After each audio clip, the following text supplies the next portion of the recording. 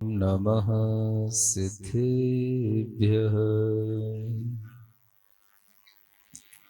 नमः श्रीवर्धमानाय निर्धूतकलिलात्मने सालोकानां त्रिलोकानां यद्विद्यादर्पणायते।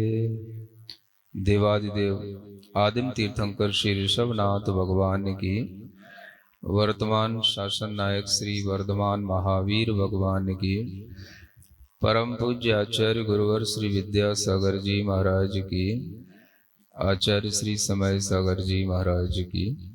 बोलिए साक्षात विराजमान अर्हम ध्यान युग प्रणेता साक्षात परम पूज्य मुनिवर श्री प्रणम्य सागर जी महामुनि राज की, मुनि संघ की नमोस्तुते। जीवों के लिए दो कार्य आवश्यक हैं, एक भोजन का कार्य और एक भजन का कार्य।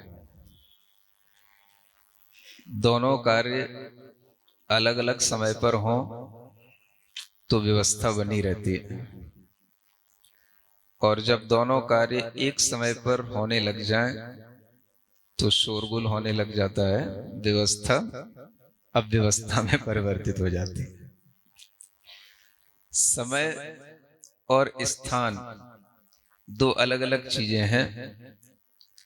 भोजन का भी समय अलग होता है, स्थान अलग होता है, और भजन करने का भी समय अलग होता है और स्थान अलग होता है। यह भारतीय परंपरा है कि भोजन के स्थान पर कभी भजन नहीं किया जाता और भजन के स्थान पर कभी भोजन नहीं किया जाता। आप देखते हैं भारतीय परंपरा में जहां भी मंदिर होते हैं उन मंदिरों में कभी भी भोजन नहीं किए जाते। मंदिरों के बाहर कोई भी स्थान बने हो, वहां पर कुछ कार्य भले ही इस तरह से किया जाए, लेकिन जहां पर हमें भगवान की भक्ति करने का, गुरु की भक्ति करने का कोई अवसर मिलता है, वो स्थान अलग होता है। और जहां हम भजन करते हैं वहां पर हम भोजन करके उस स्थान को झूठा नहीं करते। सुन रहे हैं ना आप लोग? भोजन तो झूठा होता ही है, स्थान भी झूठा होता है। यह भारतीय परंपरा में एक पवित्रता की बात बताई गई है, जिसको शायद हम लोग ध्यान कम दे पाते हैं या कभी कभी हम ध्यान देना भूल जाते हैं। अगर हम इस तरह की चीजों को भी ध्यान में रखें तो गुरुओं के माध्यम से हमारे लिए ये चीजें फिर से स्मरण में आ जाती हैं। भजन का स्थान और भोजन का स्थान अलग अलग होना चाहिए। इसलिए जिन स्थानों पर भोजन हो जाता है वहां पर भजन भी नहीं किया जाता, जब तक कि उस स्थान की कम से कम कुछ सफाई आदि न करके उसको शुद्ध न बना लिया जाए। ये बात आप लोग समझते हैं कि नहीं? बोलो तो। ये भारतीय परंपरा है, क्योंकि ये दोनों ही काम अपने आप में पवित्र हैं, लेकिन एक काम दूसरे के लिए झूठन उत्पन्न कर देते हैं। तो आचार्यों ने भी इसी तरह की व्यवस्था बनाई कि जहां पर आप भोजन करते हैं वहां पर आप कभी भी कोई भी प्रभु की प्रतिमा आदि को विराजमान करके वहां पर भजन का कार्य न करें। और जहां पर आप भजन करते हैं वहां पर किसी भी तरह से उन प्रतिमाओं आदि के समीप खड़े होकर के कोई भोजन आदि का कार्य भी न करें। समझ पा रहे हैं? ये भारतीय परंपरा है। इसलिए जो लोग इन छोटी छोटी बातों का ख्याल रखते हैं वो प्रभु का भी आदर कर लेते हैं और गुरु का भी आदर कर लेते हैं। ये एक परंपरा आदर करने की परंपरा है। आदर समझते हैं? रेस्पेक्ट। अगर हम प्रभु का आदर करते हैं तो हम कभी भी उनके समक्ष होकर के, खड़े होकर के उनके समक्ष, उनकी प्रतिमा आदि के समक्ष कभी भी खाने पीने का कार्य नहीं करते। इसी तरह से जब हम गुरु का आदर करते हैं तो गुरु के समक्ष भी ये कार्य नहीं किए जाते। प्रभु और गुरु ये दुनिया में दो विशिष्ट विभूतियां हैं। बाकी के जो भी आप लोगों के आसपास बंधु होते हैं, रिश्तेदार होते हैं, जो भी सामान्य लोग होते हैं, वो सब एक अलग कैटेगरी में आते हैं और प्रभु और गुरु की कैटेगरी अलग होती है। इसलिए एक छोटी सी बातों को ध्यान में रख कर के भी हम प्रभु और गुरु के प्रति अपना आदर बनाए रख सकते हैं। जहां आदर होता है वहां पर विनय भाव भी होता है, और जहां विनय भाव होगा वहां हमारे अंदर भक्ति का भाव आ जाएगा। तो भक्ति जब हम करने को तत्पर होते हैं तो भक्ति में विनय चाहिए होती है, और विनय कहां से आती है? तो विनय आदर भाव के साथ आती है। छोटी छोटी बातें हैं, ध्यान देंगे तो हम अपने भावों को बढ़ाते रहेंगे और हम सही ढंग से प्रभु की भी भक्ति तक पहुंच पाएंगे, गुरु की भक्ति तक भी पहुंच पाएंगे। इसलिए भारतीय परंपरा में यह कहा जाता है, जब आप प्रभु के मंदिर जाते हैं या गुरु के समक्ष जाते हैं तो कभी भी भोजन करके तो जाएं, लेकिन भोजन मुंह में रख के ना जाएं। ये सबको पता है ना। अब भोजन तो नहीं है, किसी के मुंह में गुटखा रखा हुआ है, पान पराग रखा हुआ है, रजनीगंधा रखी हुई है, ये क्या है?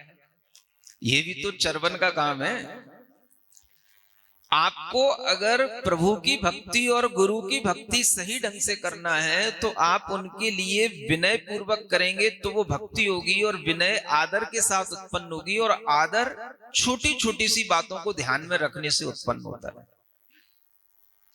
आप प्रभु और गुरु के प्रति आदर रखने के लिए एक बात सीख लें, जब भी हम कभी भी मंदिर में जाएं या गुरु के समीप आएं तो हम अगर पहले से खा भी रहे हो गुटखा आदि, तो वो हम वहीं पर मुंह से निकाल करके कहीं बाहर और मुंह को धो करके कुल्ला करके फिर उसके बाद में हम गुरु और प्रभु के पास पहुंचे। इतना सा आदर का भाव आपके अंदर एक विनय उत्पन्न करेगा, और विनय से आपके अंदर भक्ति का भाव उत्पन्न होगा। कभी कभी हम लोग क्रिया तो कर लेते हैं भक्ति की, लेकिन उसमें विनय नहीं आ पाती। विनय इसलिए नहीं आ पाती क्योंकि हम आदर भाव को ध्यान में नहीं रख पाते। तो अगर हम इस आदर भाव के साथ में यह क्रिया करें तो हम भक्ति की क्रिया को अच्छे ढंग से समझ सकते हैं और उसका फल भी प्राप्त कर सकते हैं। आप देखते हैं कोई भी मंदिर हो, किसी भी संप्रदाय के मंदिर हो, उन मंदिरों में भी यह बात लागू होती है, और इस बात को भारतीय परंपरा में बहुत अच्छे ढंग से हर व्यक्ति समझता है। धीरे धीरे जैसे जैसे हम थोड़ा सा आलसी होते जाते हैं, हम सोचते हैं चलता है, एक ने कभी कुछ चला दिया, दूसरा उसको देख करके चलाने लग जाता है, धीरे धीरे चलन बिगड़ने लग जाता है। इसी को कहते हैं चलता है। क्या बोलते हैं? चलता है। ये जो चलता है वाली बात आती है जहां पर, वहीं पर हमारी पवित्रता चलने लग जाती है। चलने लग जाती माने वही चली जाती है। जहां से हमारी मानसिकता में शुरू हो जाता है चलता है। आप जानते हो ऐसी बहुत सी चीजें होती हैं जो प्रभु और गुरु के समक्ष आदर भाव को अभिव्यक्त करती हैं। मंदिर में तो शायद आप थोड़ा ख्याल रखते होगे, बताओ रखते हो ना? मंदिर में तो झूठे मुंह नहीं जाते। मंदिर में तो गुटखा पान पराग सब बाहर थूक के ही जाते हो। बोलो तो, सभी मंदिरों में ये चलता है। अब आप गुरु के समक्ष आते हो तो ध्यान रखते हो? रखना चाहिए। अन्य अनेक लोगों को आप लेकर के आते हो गुरु के दर्शन करने के लिए। बहुत सारे लोगों की इच्छा होती है। कल तो बिल्कुल तांता लगा हुआ था मनासा के अंदर, सभी समाज के लोग आ रहे थे, सभी समाज के प्रमुख लोगों का आगमन हो रहा था। ये बात सही थी कि सब आदर के साथ आए थे, विनय के साथ आए थे, लेकिन ये बात मैं आप जैन लोगों से इसलिए कह रहा हूं कि आप इस बात का ध्यान रखेंगे तो यह भी अपने आप में एक भक्ति का अनुशासन बन सकता है। समझ रहे हो ना? उससे व्यक्ति अलर्ट होने लग जाता है और गुरु के पास तक पहुंचने से पहले वह खुद जानना चाहता है क्या सावधानियां रखनी। तो आप उसको बताते हो भाई जूते चप्पल यहीं उतार देना, इतना तो आप बोलते हो। इसी के साथ अगर आप ये चीज और थोड़ा सा कहना शुरू करो, थोड़ा सा कुल्ला करके चलो, पैर धो करके चलो।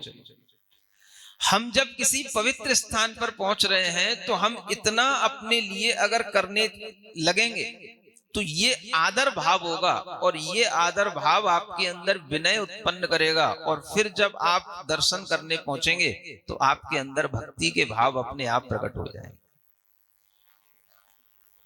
समझ में आ रहा है?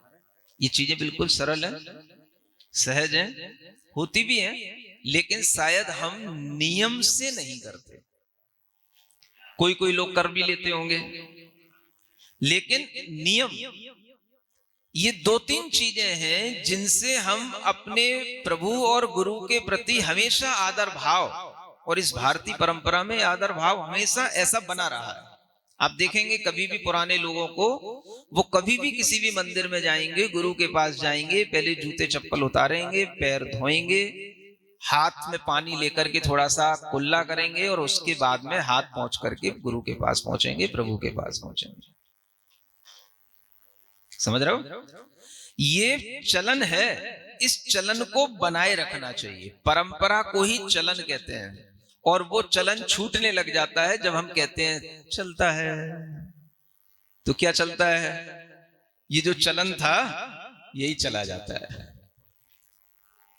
समझ रहे हैं ना? बोलो तो, कोई कठिन बातें तो नहीं है। हम प्रतिदिन गुरु के प्रभु के दर्शन करें तो प्रतिदिन हमारे अंदर भक्ति भी बढ़नी ही चाहिए, कम तो नहीं होनी चाहिए। कभी कभी कैसा लगता है, हम जाते हैं रोजाना दर्शन करने, भक्ति के भाव बढ़ते नहीं है, हम वैसे के वैसे ही रहे आते हैं, दर्शन करके हम लौट आते हैं। बढ़ना तो दूर की बात है, जितना है उतने भी अगर वो कांस्टेंट बने रहे तो भी बहुत बड़ी बात है। धीरे धीरे क्या होता है, और वो धीरे धीरे मिनिमाइज होने लग जाते हैं। अगर हमारे भक्ति के भाव कम होने लगेंगे तो फिर हमारे अंदर ये समझना विनय और आदर ये भी कम होने लगा, और आदर कम होने लगा तो इसका मतलब धीरे धीरे फिर हम क्या करते हैं, चलता है, झूठे मुंह आए तो भी चलता है, चप्पल पहन के आ गए तो भी चलता है ना?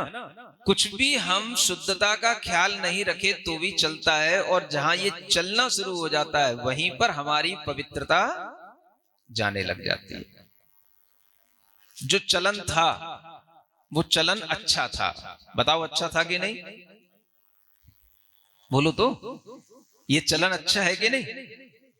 तो इस चलन को बनाए रखना, और इसको बनाए रखने के लिए भी अगर हम थोड़ा सा सावधानी बनाए रखेंगे तो ये चलन अपने आप में बहुत कुछ हमें ज्ञान देता रहता है, हमारे अंदर उन पूज्य पुरुषों के प्रति आदर भाव को बढ़ाता रहता है। जब आप किसी भी पवित्र स्थान पर पहुंचते हैं, डायरेक्ट आपको एंट्री नहीं मिलती, धीरे धीरे 2-3 ऑब्स्टेकल सामने आते हैं और उनको क्रॉस करके जब आप पहुंचते हैं तो वहां पर कुछ ना कुछ आपको सावधानी बताई जाती है, यहां ये करना, यहां ये करना, यहां से करके चलना। तो जब आपके पास में ऐसे 2-3 स्टेप होंगे और उसके बाद जब आप दर्शन करने पहुंचेंगे तो आप देखना आपके अंदर कैसी विनय और भक्ति आएगी। समझ रहे हैं? एक वह व्यक्ति है, सीधा सीधा चला आया, जूते पहने हुए है, चप्पल पहने हुए है, मुंह में तंबाकू खाए हुए है, और सीधा आकर के खड़ा हो गया, ऐसे ऐसे कर लिया, तो उसको कोई आदर विनय भक्ति कुछ नहीं हुआ। समझ आ रहा? उसी को आप 3 जगह रोको, यहां पर अपनी चप्पल जूते उतारो, हाथ धो, क्योंकि आपने अपने हाथ चप्पल जूतों में लगा लिए, आपके हाथ गंदे हो गए। ये हाथ आप कभी भी पूज्य पुरुषों के लिए नहीं लगाना।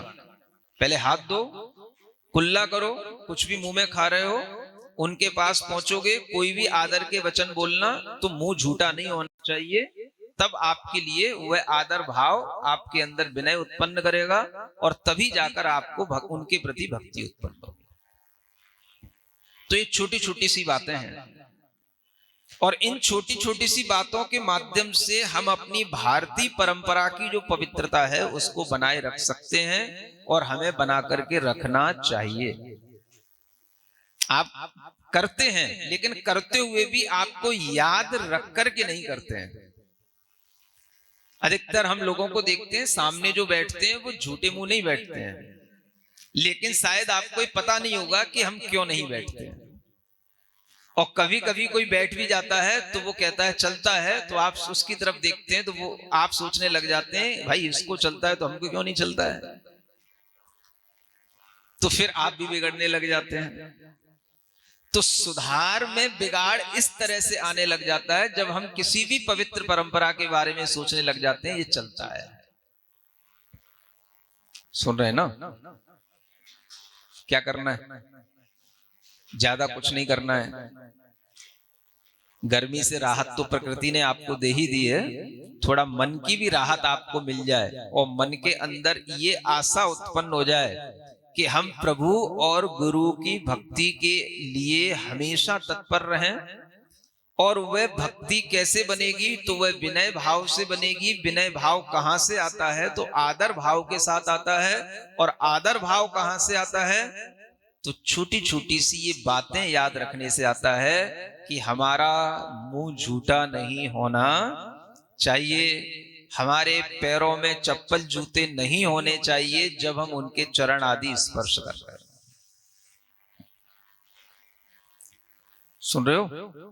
इतना सा अगर हम आदर भाव बना करके रखेंगे तो विनय बना रहेगा और विनय भाव से की गई भक्ति ही आपके लिए फलदायी होगी। आप कभी कभी इन चीजों को भूल जाते हैं। कब भूल जाते हैं? जब आप मान लो विहार करा रहे हो,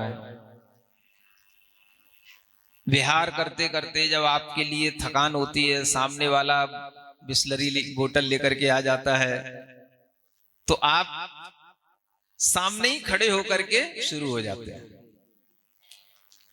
ये आपको ध्यान रखना है कि ये कार्य थोड़ा सा साइड से किया जाए, आगे पीछे किया जाए, सामने सामने ना किया जाए। कोई भी युवा हो, कोई भी बेटा हो, बेटी हो, सामने सामने पी करके चलेंगे अगर हम गुरु के समक्ष से, तो ये क्या होगा? ये उनके प्रति आदर भाव की कमी कहलाएगी। समझ आ रहा? अधिकतर लोग आदर बनाए रखते हैं, अधिकतर लोग चलता है चलता में चलाते भी रहते हैं। तो ये भी चीज हमें सीखनी कि उनके समक्ष हमें इस तरीके से न बिस्लरी की बोतल से पानी पीना, न हमें उनके समक्ष कुछ खाना, न मुंह में कुछ रख चबाना। और इस तरह से जब हम उनके कभी दर्शन करने भी पहुंचे तो हम इन सावधानियों को ध्यान में रखेंगे तो ये भी आपके अंदर एक आदर, विनय और भक्ति की वृद्धि को करने वाले भाव होंगे। समझ रहे हैं ना? और यही प्रोटोकॉल आप बना सकते हो। जो भी लोग आते हैं दर्शन करने के लिए, उनके लिए भी आप एक इसी तरह की व्यवस्था बना सकते हो। तो इससे एक डिसिप्लिन आपके अंदर दिखाई देगा कि हाँ, आप गुरुओं के, प्रभु के आदर करने की एक व्यवस्था बना करके चलते हो। क्या दिक्कत होती भाई? पीने के पानी की टंकियां तो सब जगह रखी रहती हैं, वो देखो आ गई है। बस आपको क्या करना है? ये बताना है कि यहां से चलते हुए यहां पर पहले आप अपने जूते चप्पल उतारें, हाथ धोएं, पैर धोएं और उसके बाद में मुंह धो करके पहुंच करके अंदर चलें। इतना अगर आप किसी से कहोगे तो वो अपने आप समझने लग जाएगा भाई बहुत अच्छी किसी पवित्र जगह पर हम पहुंच रहे हैं। और उसकी मेंटेलिटी जब प्रिपेयर्ड रहेगी तो वो अपने आप भक्ति भाव के साथ वहां पहुंचेगा और उसे उस पवित्रता का लाभ मिलेगा। भक्ति बढ़ती है विनय के साथ, विनय बढ़ती है आदर के साथ, और आदर बढ़ता है इन छोटी छोटी सी बातों को ध्यान रखने के साथ। समझ आ रहा है? ये चार चीजें एक दूसरे से लिंक्ड हैं। अगर आपने आदर भाव में कमी करने के लिए छोटी छोटी क्रियाओं में कमी करना शुरू किया, तो आपने आदर भाव में कमी कर ली, और जहां आदर में कमी हो गई वहां विनय में कमी हो गई, जहां विनय नहीं रही वहां भक्ति तो बची नहीं। समझ आ रहा है? तो बिना भक्ति के प्रभु और गुरु कभी आपके लिए कुछ भी अच्छा देना भी चाहे तो आप तक पहुंचेगा नहीं। आपके ऊपर कृपा करना भी चाहे तो वो कृपा उनकी आपके पास तक पहुंचेगी नहीं। आपके लिए कुछ अच्छा भाव प्रेषित करना चाहे तो वो आपके पास तक पहुंचेगा नहीं। क्यों नहीं पहुंचेगा? ब्लॉकेज कहां है? ब्लॉकेज गुरु में नहीं है, ब्लॉकेज किसमें? भक्त में है। समझ रहे हैं ना? तो मनासा में भक्ति बहुत है, भक्त बहुत है। समझ आ रहा है? और इसी भक्ति से प्रसन्न होकर के हम यहां पर एक दिन रुके, 2 दिन रुके, कितने दिन रुक गए? 4 दिन का आपने प्रोग्राम बना लिया। इसी भक्ति से प्रसन्न होकर के हम यहां सहज रुक गए। समझ आ रहा है? और उन 4 दिन में आपने 2 दिन अच्छे प्रोग्राम भी करने का मन बना लिया। ये सब आप लोगों की भक्ति का अच्छा भाव है। हम चाहते हैं ये भाव बना रहे, और ये बना कैसे रहे? तो इन छोटी छोटी बातों को ध्यान करके, स्मरण करके इस भाव को आप बना रखें। और ये इस तरह से आप एक अनुशासन बना करके रखेंगे तो ये दूसरों के लिए भी अनुकरणीय होगा। सुन रहे हो? ये मंदिर में भी होना चाहिए और गुरुद्वारे में भी होना चाहिए। गुरुद्वारे पे भी रहता है, हाँ। जो भी लंगर वगैरह की व्यवस्था होती है वो गुरुद्वारे के बाहर, अंदर नहीं होती। समझ आ रहा है? ये सब चीजें इसीलिए हैं कि आप अपने अंदर उस पवित्रता को बनाए रखें। तो जहां पर प्रभु विराजमान होते हैं उसको गर्भगृह कहते हैं, है ना? जहां पर साधु विराजमान होते हैं वह भी एक पवित्र ग्रह होता है। तो वहां तक पहुंच करके हम अपने मन के अंदर आदर विनय भाव को बढ़ाते रहेंगे तो हमारे अंदर भक्ति के भाव बढ़ेंगे। और जब हम भक्ति पूर्वक नमस्कार करते हैं, भक्ति पूर्वक जब हम विनय की क्रिया करते हैं, तो हमें उससे अद्भुत फल की प्राप्ति होती है। समझ आता है? तो कई लोगों को भक्ति करने का मन नहीं होता, कई लोगों की भक्ति करते करते भी भक्ति कम हो जाती है, कई लोगों की भक्ति करने के बाद में जब उन्हें कुछ उससे भावों में विशुद्धि नहीं आती है, कुछ फल दिखाई नहीं देते हैं, तो वो उस भक्ति में कमी ले आते हैं। इन सब कमियों के पीछे यही कमी होती है जिसके बारे में हम जानते नहीं है। तो आप लोगों के लिए आज इस छोटे से प्रवचन में हम यही बताने के लिए आपको तत्पर हुए हैं कि आप इस क्रम को जानें। कौन सा क्रम? पहला क्रम है जिससे हम क्रियाएं कह रहे हैं, ये कहते हैं लोकाचार। इसको क्या बोलते हैं? बोलो तो। लोकाचार से क्या उत्पन्न होता है? आदर। आदर से क्या उत्पन्न होता है? विनय। और विनय से क्या उत्पन्न होती है? भक्ति। ये 4 चीजें आपको याद रहेंगी? बोलो तो। क्या? सबसे पहले लोकाचार, माने लौकिक आचरण, एक लोकाचार बोलते हैं इसको, लोकाचार। फिर उसके बाद भूल गए, आदर। आदर से, विनय से भक्ति। और उल्टा चलेंगे तो भक्ति किससे आएगी? विनय से। भक्ति के पास में क्या है? विनय। किससे आएगी? आदर से। आदर किससे आएगा? लोकाचार का पालन करने से। ये 4 बातें आपको ध्यान में रखनी है। सुन रहे हो? चाहते हो ना भक्ति बढ़ी रहे, बनी रहे? दोनों चीजें चाहते हो ना, बनी भी रहे और बढ़ी भी रहे। बनी रहेगी तो बढ़ी भी रहेगी, अगर नहीं भी बढ़ पा रही हो तो बढ़ी ना रहे तो कम से कम बनी तो रहे, जितनी है उतनी तो बनी रहे। वो भी कैसे बनी रहेगी? जब आप इस प्रक्रिया को समझेंगे और इस प्रक्रिया का अनुपालन करेंगे। ठीक है ना? तो सबको इसी तरह से प्रभु की और गुरु की भक्ति का यह लोकाचार से लेकर के अनुपालन करते हुए अपने अंदर भक्ति को बनाए भी रखना है और भक्ति को कभी कभी बढ़ाने की भी कोशिश करना है। ये भक्ति ही श्रेष्ठ वह भाव है जिसके माध्यम से हमारी आत्मा पवित्र होती चली जाती है।